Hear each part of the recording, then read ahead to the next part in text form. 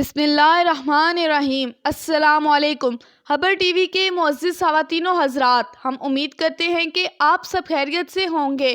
ہماری دعا ہے کہ اللہ رب العزت آپ سب کو اپنے حفظ و امان میں رکھے، آمین۔ حضرت آسیہ علیہ السلام۔ حضرت آسیہ علیہ السلام نے اللہ سے دعا مانگی، اے میرے پروردگار، میرے لیے جنت میں گھر بنا دے، مجھے فرعون اور اس کے برے عمل سے نجات بخش دے اور ظالم قوم سے چھٹکارا دلا دے۔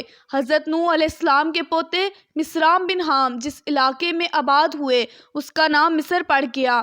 یہاں قبطی قوم پروان چڑھی اور فرعونوں کی حکمرانی ہو گئی۔ پھر جب حضرت یوسف علیہ السلام مصر کے حاکم بنے تو ان کے والد حضرت یعقوب علیہ السلام اپنے باقی بیٹوں سمیت مصر منتقل ہو گئے اور گوشن کے علاقے میں آباد ہوئے۔ انہیں نبی اسرائیل کے نام سے پکارا جاتا ہے۔ فرعون رامسیس دوم کو نجومیوں نے بتایا کہ بنی اسرائیل میں اللہ کا ایک نبی پیدا ہوگا جو تمہارے اقتدار کا خاتمہ کرے گا اور اسی کے ہاتھوں تمہیں موت آئے گی۔ فرعون نے اس خطرے سے بچنے کی پیش بندی یوں کی کہ بنی اسرائیل کو غلام بنا لیا۔ وہ ان سے گھٹیا اور ادنا کام کرواتا، ان کے ہاں پیدا ہونے والے ہر لڑکے کو قتل کروا دیتا اور لڑکیوں کو زندہ رہنے دیتا۔ سورۃ بقرہ۔ اسے معلوم نہ تھا کہ اللہ نے فیصلہ کر لیا ہے کہ کمزوروں پر احسان کر کے اقتدار ان کے حوالے کرے۔ چنانچہ فرعون کو انجام تک پہنچانے والا بچہ بنی اسرائیل کے ہاں پیدا ہو کر رہا۔ حضرت موسیٰ علیہ السلام کے والد کا نام عمران اور والدہ کا آیا رہا۔ اسلام کو یوکبت بھی کہا جاتا ہے۔ انہیں اندیشہ تھا کہ ظالم فرعون ان کے بچے کو پیدا ہوتے ہی مروا دے گا۔ ماں کو اللہ کی طرف سے پہلے ہی وحی آ گئی، بچے کو دودھ پلانا اور جب اس کی جان کو خطرہ ہو تو اسے دریا میں ڈال دینا اور ڈر یا اندیشہ نہ رکھنا۔ سورۃ قصص۔ پھر ارشاد ہوا کہ حسن و مولود کو صندوق میں رکھو، صندوق کو دریا میں ڈال دو تو اس دریا اسے کنارے پر ڈال دے گا، پھر اس صندوق کو میرا اور تمہارا دشمن فرعون اٹھا لے گا۔ سورۃ طٰہٰ۔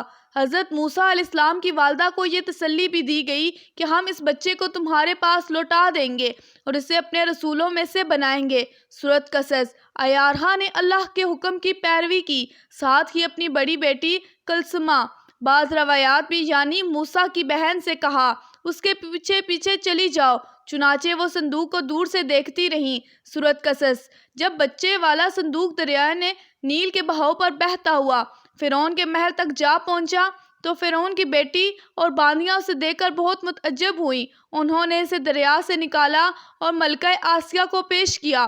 انہوں نے صندوق کا ڈھکنا کھولا تو ایک خوبصورت بچے کو دیکھ کر بہت خوش ہوئیں۔ فوراً بچے کو پالنے کا فیصلہ کر لیا۔ فرعون نے بچے کو قتل کرنے کا حکم دیا تو وہ آڑے آ گئیں اور کہا یہ بچہ میری اور تمہاری آنکھوں کی ٹھنڈک ہے، اسے قتل نہ کرو، ہو سکتا ہے یہ ہمیں فائدہ پہنچانے کا باعث بنے یا ہم اسے اپنا بیٹا بنا لیں۔ سورۃ قصص۔ فرعون نے کہا مجھے اس کی ضرورت نہیں، ہو سکتا ہے تمہاری آنکھوں کی ٹھنڈک بن جائے۔ اس طرح موسیٰ کی جان بچ گئی۔ یہ خدائی اتفاق ہے کہ ملکہ آسیہ بنت مزاحم کا تعلق بھی بنی اسرائیل سے تھا۔ وہ دور کے رشتے میں حضرت موسیٰ علیہ السلام کی پھوپھی بھی لگتی تھی۔ اس کے بعد رحمت خداوندی کا ایک اور کرشمہ ہوا تو یہ سیدہ آسیہ علیہ السلام ہی تھی جن کی بروقت اطلاع اور مدد سے حضرت موسیٰ علیہ السلام مصر سے جان بچا کر نکلنے میں کامیاب ہوئے تھے۔ حضرت آسیہ علیہ السلام حضرت موسیٰ علیہ السلام کی پرورش کے دوران ان کی نیک فطرت سے اچھی طرح واقف ہو چکی تھی۔ چنانچہ جب موسیٰ علیہ السلام نے اپنے نبی ہونے کا اعلان کیا اور فرعون کے جادوگروں اور ان کے جھوٹے سانپوں کو اپنے عصا سے شکست دی تو فوراً ایمان لے آئیں، لیکن چونکہ وہ اپنے شوہر رمیس کے مظالم کو بھی خوب جانتی تھی اس لیے اپنے ایمان کا اظہار نہ کیا۔ ایک دن وہ اپنی بیٹی کو کنگھی کر رہی تھی کہ ان کے منہ سے اللہ کا نام نکل گیا۔ انہوں نے کہا تھا برباد ہو جو اس اللہ کا انکار کرتا ہے جو میرا، فرعون کا اور سب کا رب ہے۔ بیٹی بھی پکی کافر تھی، اس نے اپنے باپ فرعون کو خبر کر دی۔ فرعون نے ان کی طرح اذیتیں دینا شروع کر دی۔ حضرت آسیہ علیہ السلام کو دھوپ میں لٹا دیا جاتا، ان پر سانپ چھوڑ دیے جاتے۔ وہ جواب دیتی میں موسیٰ علیہ السلام اور ہارون علیہ السلام کے رب پر ایمان رکھتی ہوں۔ فرعون کے ان کے کئی عزیز ذبح کر دیے گئے لیکن انہوں نے پھر بھی فرعون کو رب نہ مانا۔ آخرکار فرعون نے ان کے ہاتھ پاؤں میں کیل گاڑ دیے اور سینے پر بھاری چٹان گرا دی۔ حضرت آسیہ علیہ السلام نے اللہ سے دعا مانگی، اے میرے پروردگار، اے میرے پروردگار، میرے لیے اپنے ہاں جنت میں گھر بنا دے اور مجھے فرعون اور اس کے برے عمل سے نجات بخش دے اور مجھے ظالم قوم سے چھٹکارا دلا دے۔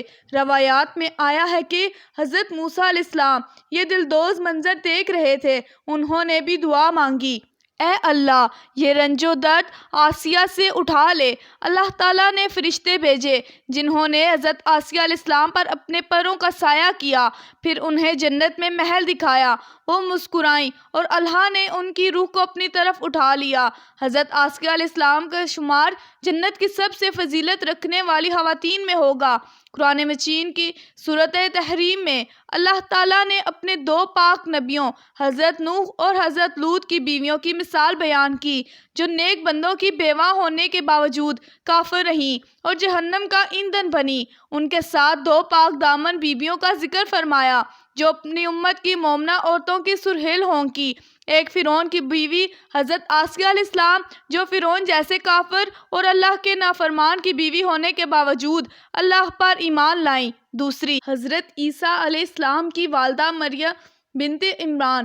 جب حضرت موسیٰ علیہ السلام ایک طویل جدوجہد کے بعد غالب آئے تو رمیس ثانی انتقال کر چکا تھا اور اس کا بیٹا منفتح ثانی فرعون بن چکا تھا اور وہی اپنے لشکر سمیت دریائے نیل میں غرق ہوا۔ اللہ کے حکم سے نومولود نے کسی بھی دایا کا دودھ پینے سے انکار کر دیا۔